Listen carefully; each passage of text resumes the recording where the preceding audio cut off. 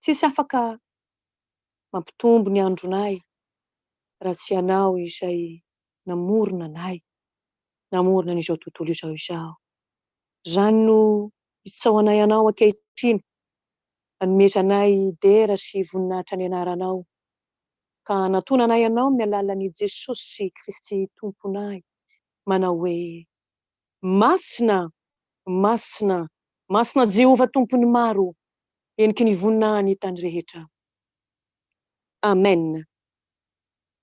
Manantona anao ampaneritretena Jesosy, matsiaro tena tokoa fa bitika manoloana ny fahamasinanao sy ny fahalebiazanao. Mangataka anindra fonao amin'izao maraina izao, sasao amin'ny ranomasina latsaka tao Kalvaria mpamonjy, mba ho esorinao tokoa ny petipeti-pahotana rehetra izay tsy maneho voninahitra ao amin'ny fiainanay Tompo. Diovy mba ho afa-pahotana, sasao mba ho afa-keloka Jesosy. Tompo, mila anao izahay, mangetahetanao indray izay izao vao maraina izao, fa tsy ny mofy ihany tokoa mantsy no ivelomanay fa ny teny rehetra izay aloky ny vavan'Andriamanitra. Mitenena Jesosy, mitenena Tompo, mangetaheta ny fahamarinanao izahay. Misaotra Tompo amin'izao maraina izao. Amen. Mbola mpitombona amintsika lalandava ny fahasoavana mba ampiadanana avy amin'Andriamanitra Ray amin'ny alalan'i Jesosy Kristy tompontsika, ary koa ny fampiraisana miaraka amin'ny fanamasina. Manakambara amintsika isan'andro ny Tompo satria efa tongotra ny fotoana. Akaiky dia akaiky ry havana ny fotoana. Tongavan'ilay zanak'ondry n'Andriamanitra aka ny sakaizany amin'izao tontolo izao. Ka izany indrindra nampitandremany mafy atsika amin'ny alalan'izao teny hozaraina amintsika amin'ity maraina ity izao. Ny teny mafy Jesosy satria tsy nibebaka ireo. Hojerentsika izany filazantsara izany ao amin'ny filazantsaran'i Kristy Jesosy nisorohatan'i Mateo. Mateo toko faha 2:10. Mateo toko faha 2:10. Andininy faha 20 ka hatramin'ny faha 4:20. Matthieu chapitre 11 verset 20 à 24 ka hatramin'ny faha 4:20. Zafady indrindra tompoko. Vakiana izany amin'ny anaran'i Kristy Jesosy manao hoe: ary tamin'izany dia vao niteny mafy ny tanàna izay nanaovany ny ankamaroany asany lehibe izy, satria tsy nibebaka ireo. Ka nanao hoe: lozanareo ry Korazina, lozanao ry Betsaida, fa raha mba tany Tiro sy Sidona no natao ny asa lehibe izay natao teo aminareo, dia ho efa nibebaka ela tamin'ny lamba fisaonana sy ny lavenona ireny. Fa lazaiko aminareo fa ho moramora koa ny ho amin'ny Tiro sy Sidona amin'ny andro fitsarana noho ny ho aminareo. Ary ianao ry Kapernaume, asandratra hatrany an-danitra va ianao? Ietry hatrany amin'ny fiaina tsy hita ianao. Fa raha mba tany Sodoma no natao ny asa lehibe izay natao teo aminao, dia ho naharitra ambaraka androany izy. Fa lazaiko aminareo fa ho moramora kokoa ny ho amin'ny Sodoma amin'ny andro fitsarana noho ny ho aminao. Amen. Ray masino, manamasina anay amin'ny fahamarinana, ny teninao no fahamarinana. Amen.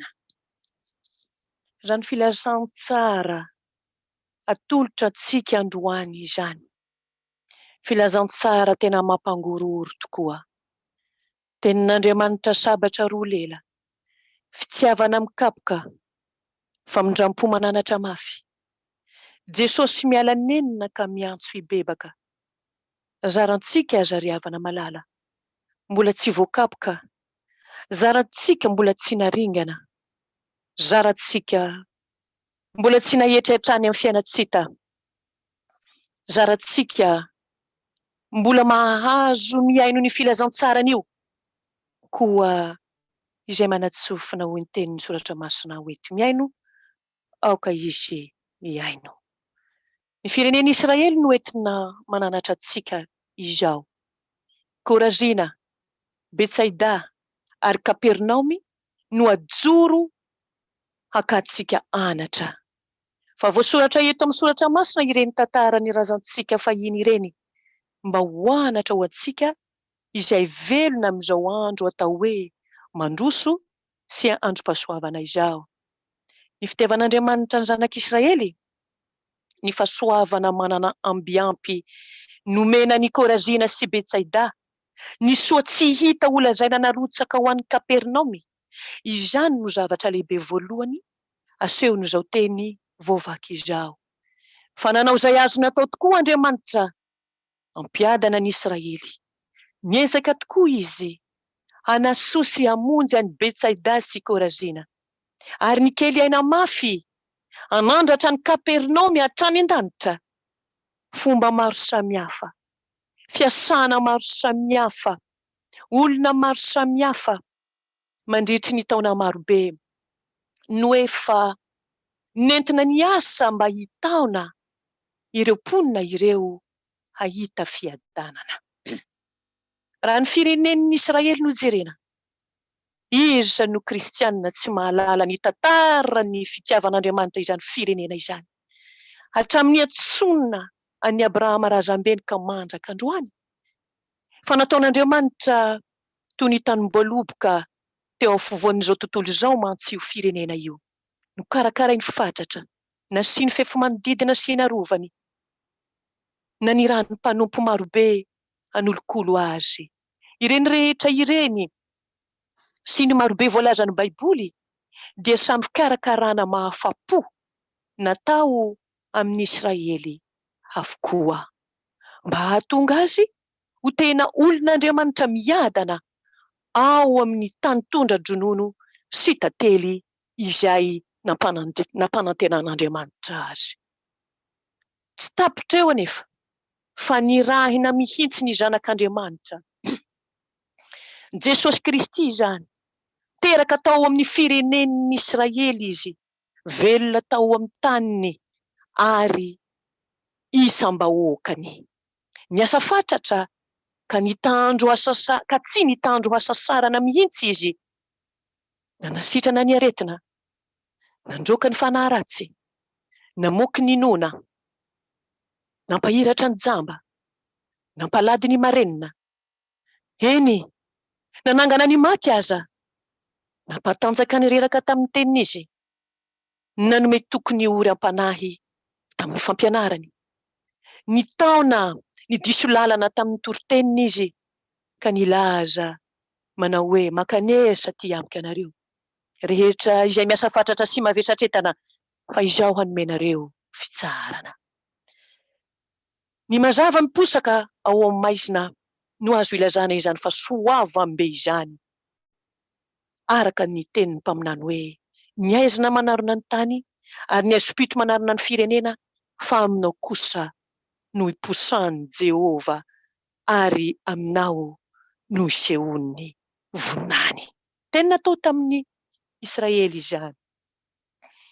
Korazina sy Betsaida ary indrindra fa Kapernaomy, izay natao hoe tanànan'i Jesosy mihitsy aza, no nanatombo-pahasoavana noho ny mpona rehetra manodidina azy. Eny, ireo mponina ireo dia nandre mivantana, nahita mifanatrika, nitsapa tamin'ny tanany ny harem-pahasoavana nomen'Andriamanitra tamin'ny alalan'i Jesosy. Ary teo afovoan'izy ireo no nifidianan'i Jesosy ny maro tamin'ireo apôstôly 12 lahy. Ka inona indray ry havana malala?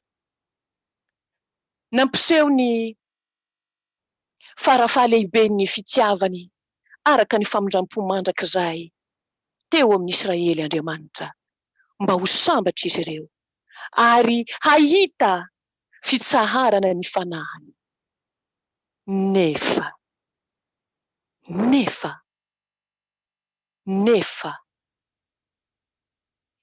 efa nitsoka sodina taminareo izahay, nefa tsy nandihy ianareo. Efa nanao feo fisaonana izahay, nefa tsy nitehitratra ianareo.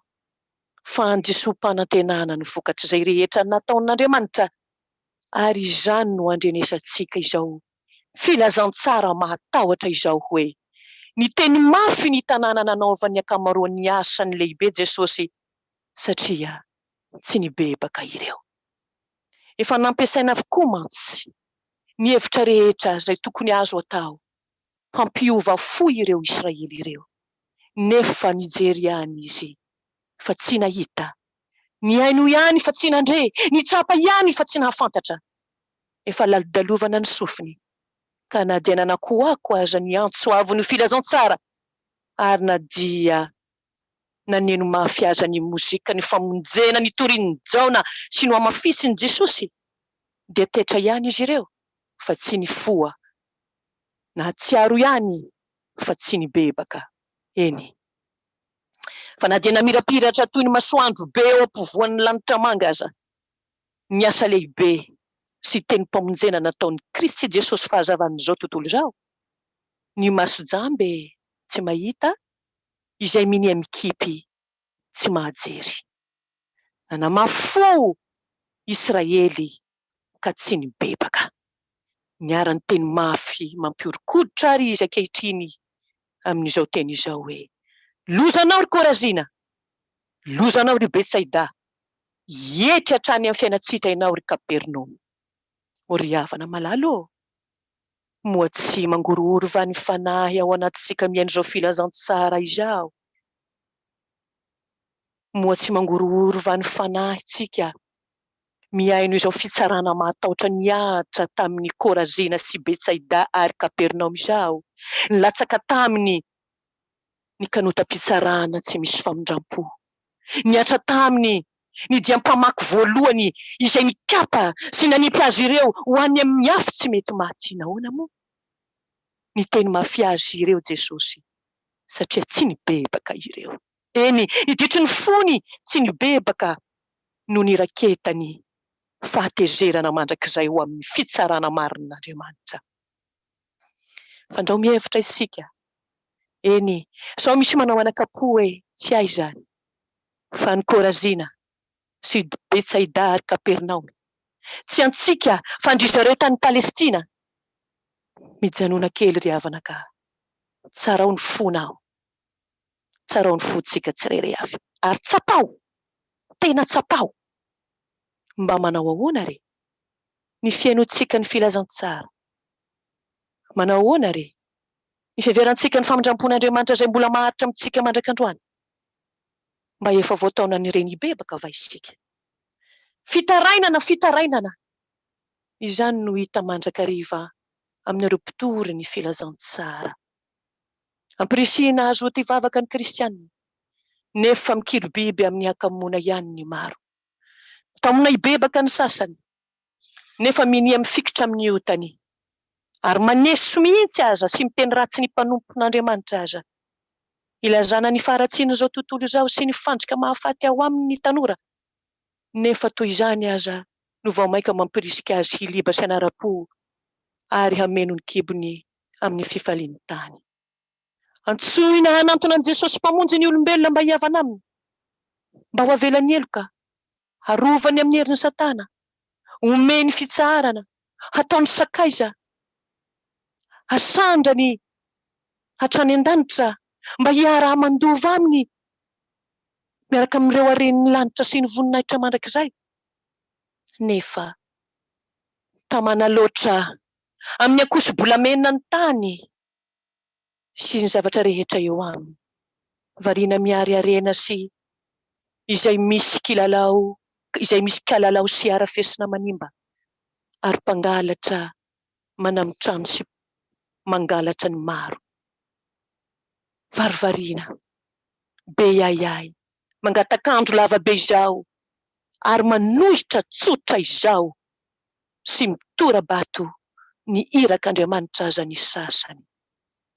Ary raha mba tenenina ny fahafoizan-tena, saina, hery, andro, vola koa no entina hampandroso ny asan'Andriamanitra, moa tsy maro vanomonimonina, ary misy aza tafitoena mihitsy, tahaka ilay tovolahy mpanan-karena nasaina nizara ny fananany tamin'ny malahelo.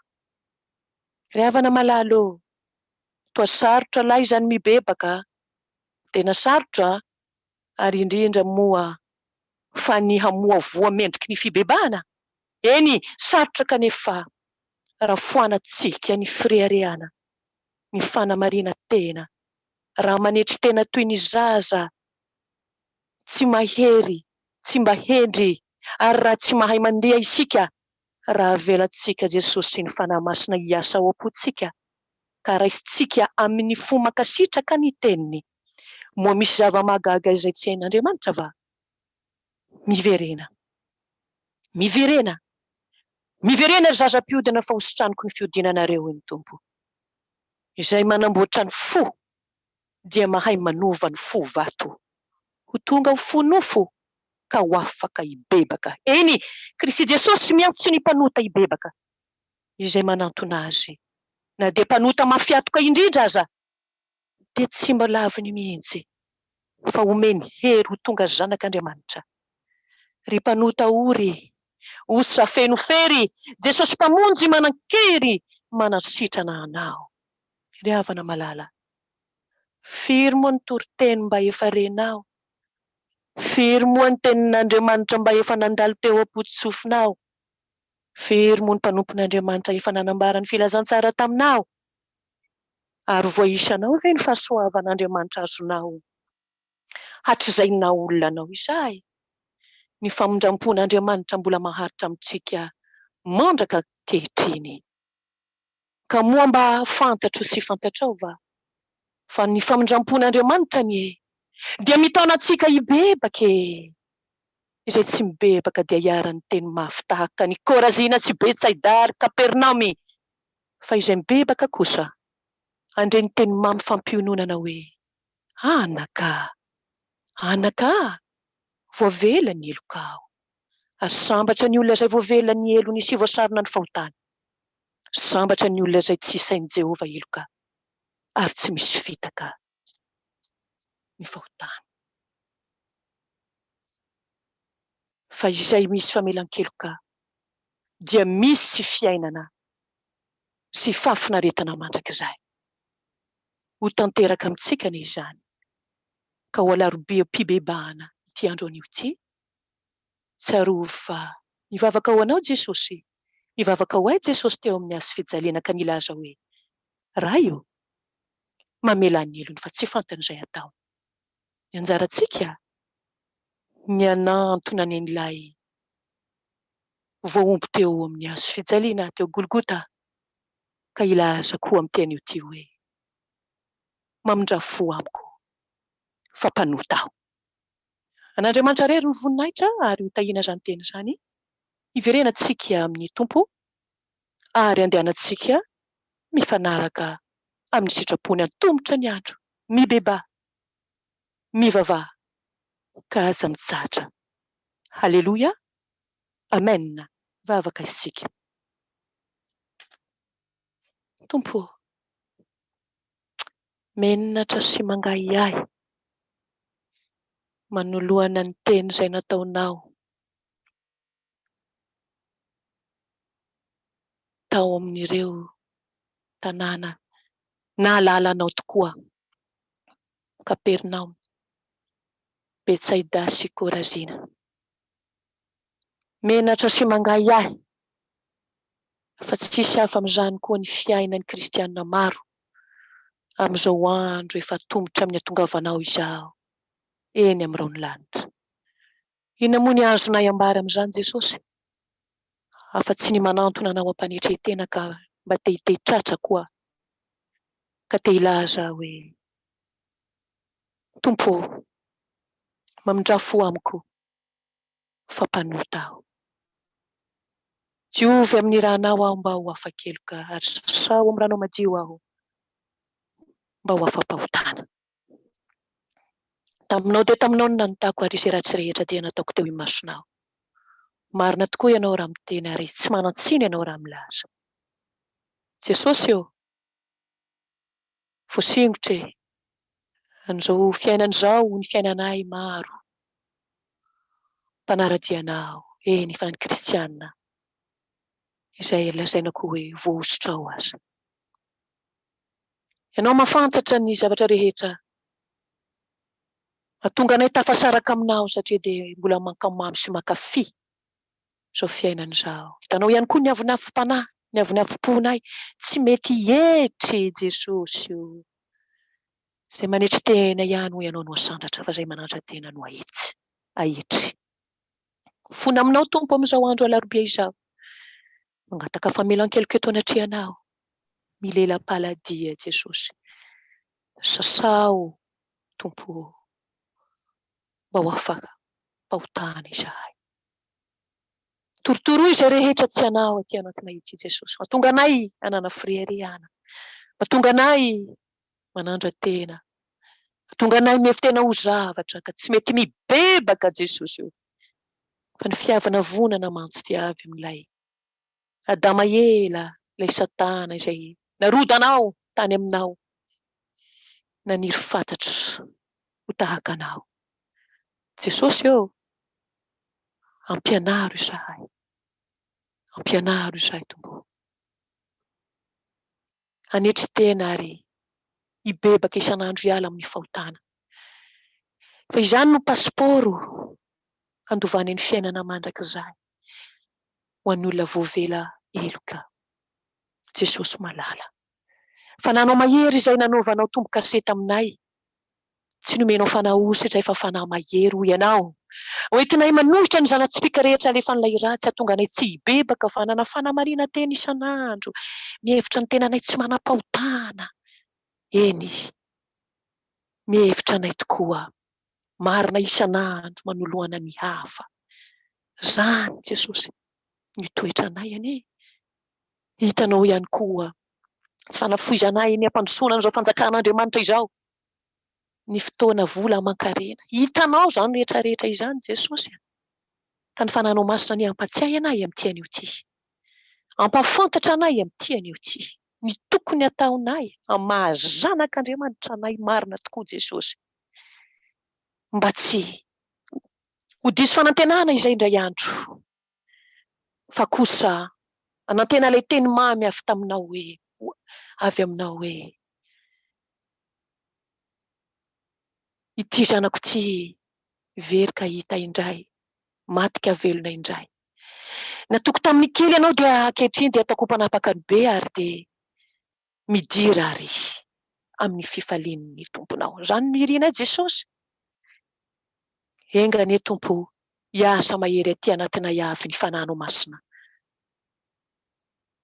Ka mba hibebahanay sy hiovanay amin'ny ratsy rehetra izay mitanterahanay. Ahatonga anay olom-baovao indray ao aminao. Ahatonga anay indray mendriky ny filazantsaranao.